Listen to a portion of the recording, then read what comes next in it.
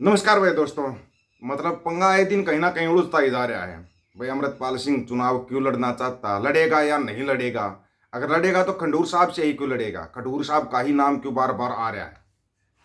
कहीं और से क्यों लड़ रहा है? फिर बादल परिवार के उस कब आया, बादल परिवार के उसमें कब आया कि बादल परिवार उसका समर्थन कर रहा है? जो सबसे बड़ा विरोधी था, सबसे बड़ा विरोधी था बादल परिवार इसका, अमृतपाल सिंह का, फिर वो उसका समर्थन कैसे कर रहा है?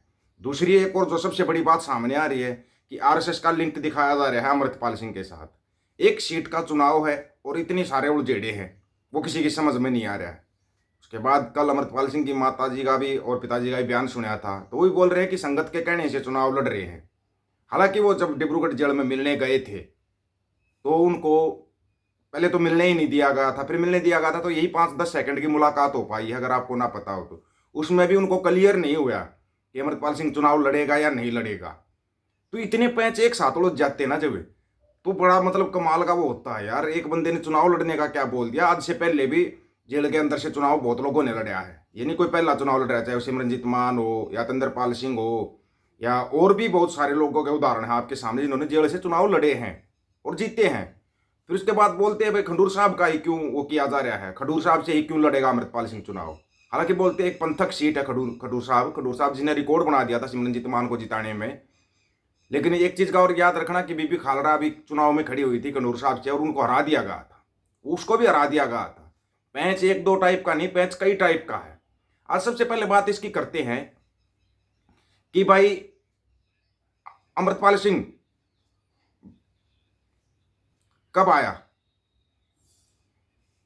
ये इसका बता रहे हैं जब पहली बार एसजीपीसी का वो गया था ना, उसमें भगवंत भगवंत सिंह खालसा या क्या नाम है उनका, सियालका, भगवंत सिंह सियालका गए थे।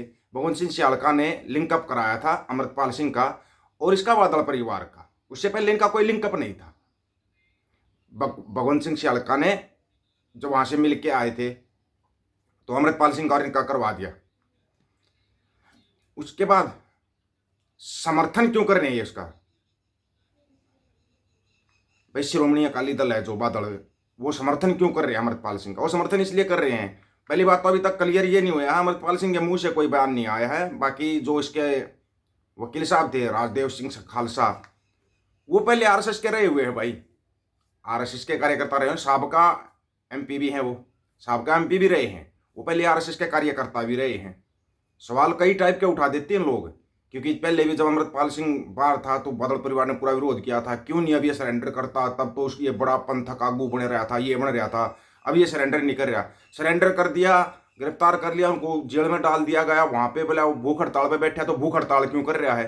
कोई सिंह कभी भूख हड़ताल नहीं करता। तब उन्होंने बोला कि हमारे को पंजाब की जेलों में शिफ्ट किया जाए, तो बोला पंजाब की जेलों में क्यों शिफ्ट होना चाहता है? तो सवाल है ना, कोई भी बंदा होता है वो हर टाइप के सवाल उठा देता है। सवाल कोई भी होता है ना उठाना, आम बात है ये, एक किसी का विरोध करना ना करना एक आम भाषा में शामिल हो चुका है, ये कोई बड़ी बात नहीं है। अगर कोई इस पर कहे भी ये कोई बड़ी बात है ना, लेकिन अब समर्थन कर रहे हैं जो सबसे बड़े विरोधी थे, समर्थन कर रहे हैं तो कहीं ना कहीं मतलब आग जरूर लगी है कि ये धुआं उठ रहा है इतना पहले से। क्योंकि आपको पता है अमृतपाल सिंह का सबसे बड़ा समर्थन अगर किसी ने किया था तो वो किया था सरदार सिमरनजीत सिंह मान साहब ने। मान साहब ने समर्थन किया था। मान साहब ने अभी तक अपने कैंडिडेट को नहीं हटाया है, खडूर साहब से अपने कैंडिडेट का नाम वापस नहीं लिया है, क्योंकि मान साहब को कोई कहीं ना कहीं ये लग रहा है कि अमृतपाल सिंह चुनाव में आएगा भी या नहीं आएगा, ये भविष्य के गर्भ में जा चुका है। क्योंकि पारिवारिक मेंबर मिलने गए थे तो उनको मिलने नहीं दिया गया था। कमाल की बात यह हो रही है कि आपको हर कदम पे सवाल उठाने की एक आदत हो चुकी है। भाई सवाल उठाना बस, ये पंथक सीट है, अमृतपाल सिंह आ रहा है, तो अगर उस राजदेव सिंह खालसा की बात करते हैं तो उसके आरएसएस के साथ जो लिंक थे वो बाहर निकाल लिए जा रहे हैं, बाहर निकाले जा रहे हैं। भाई तो आरएसएस का रहा है, आरएसएस अपनी जमीन तलाश रही है। खंडूर साहब को क्यों किया जा रहा था? खंडूर साहब का एक सर्वे करवाया गया, अगर आपको ना पता हो तो। कोई भी राजनीतिक पार्टी होती है ना, वो एक सर्वे करती है। उन्होंने सर्वे करवाया तो उन्होंने देखा खंडूर साहब के अंदर ज्यादा मांझा के अंदर ज्यादा अगर किसी की हिमायत की जा रही है तो अमृतपाल सिंह की जा रही है। इसलिए अचानक से नाम हवा में आ जाता है, अमृतपाल सिंह चुनाव लड़ने जा रहे हैं। राजदेव सिंह खालसा बोल देते हैं कि चुनाव लड़ेंगे अमृतपाल सिंह। पारिवारिक मेंबर जब मिलने जा रहे हैं, हालांकि कल उनकी माताजी का भी बयान देखा था तो उनकी माताजी ने खुद ने बोला है, अगर आप चाहो तो उस बयान को सुन सकते हो। उनकी माताजी खुद बोल रही हैं कि भाई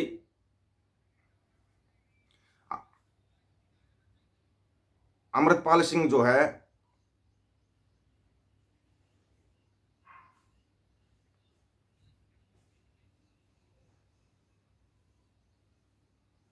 आप खुद सुनो जो इन्होंने बोला है इनकी माता जी ने।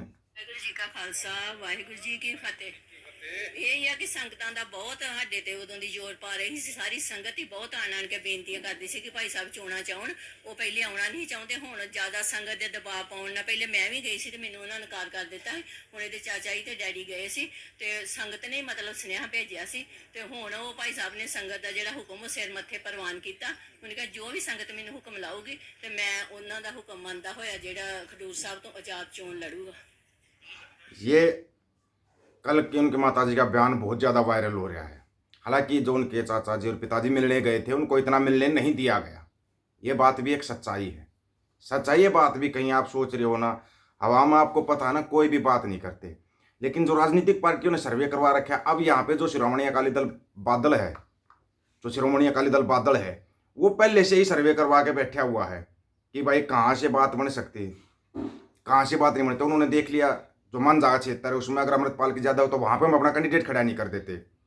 हालांकि तैयारी एक बंदा जरूर कर रहा है जिसकी अमृतपाल सिंह की ओर लगी थी, बादल परिवार का ही मेंबर है विक्रमजीत सिंह मजीठिया। उनका आपको पता काफ़ी विवाद रहा था अमृतपाल सिंह के साथ, सबसे बड़ा विवाद रहा था, सबसे बड़ा विवाद रहा था विक्रमजीत सिंह मजीठिया का और अमृतपाल सिंह का। इनका आपस में इतना बड़ा विवाद हो गया था कि इनका विवाद हाईलाइट हो गया था। विक्रमजीत सिंह मजीठिया भी चुनाव लड़ना चाहता है खडूर साहब से चुनाव लड़ना चाहता है। वो भी मतलब अंदर खाते इतनी उतल फुतल हो चुकी है। अगर आप एक तरफ देखते हो भाई फॉलोअर्स के उस पर देखते हो तो फॉलोअर्स तो मिलियनों में थे सिद्धू मूसेवाला के, लेकिन वो चुनाव हार गए थे। बीबी खालड़ा खुद खडूर साहब से चुनाव हार चुकी है। तो अगर आप देखते हो ना तो इन चीज़ों में बहुत कुछ चीज़ें निकल के सामने आती है।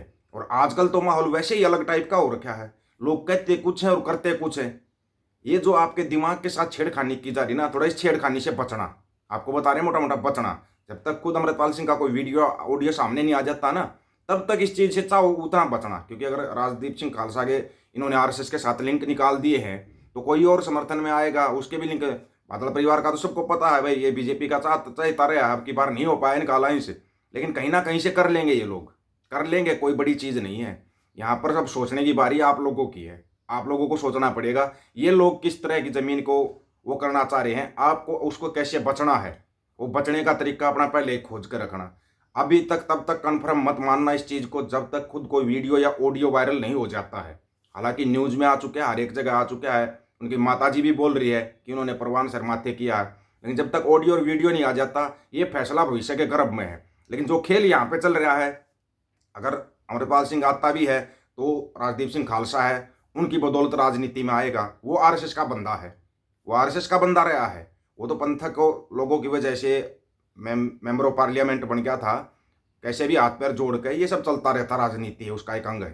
लेकिन अब आप लोगों को आंखें खोलने की बहुत बड़ी ज़रूरत है, अपनी आंखें खुली रखना, हर चीज़ के ऊपर नज़र रखना, तब जाके कदम को आगे बढ़ाना। इस बारे में आप लोगों की क्या राय है, अपनी राय जरूर रखना दोस्तों, आपकी राय का इंतजार रहेगा क्योंकि आपकी राय बहुत कीमती है। सोच समझ के अपनी राय रखना। सभी साथियों को राम राम, नमस्कार, आदाब, सत श्री अकाल। वीडियो को ज़्यादा से ज़्यादा शेयर, चैनल को सब्सक्राइब और बेल आइकन को जरूर दबाना दोस्तों। ऑफिशियल दीपक फौजी यूट्यूब चैनल, बात हक और सच की करेंगे, हक सच की बात हम करेंगे। वीडियो को शेयर करने की जिम्मेवारी आप लोगों की है। गज के आखो, वाहिगुरु जी का खालसा, वाहिगुरु जी की फतेह।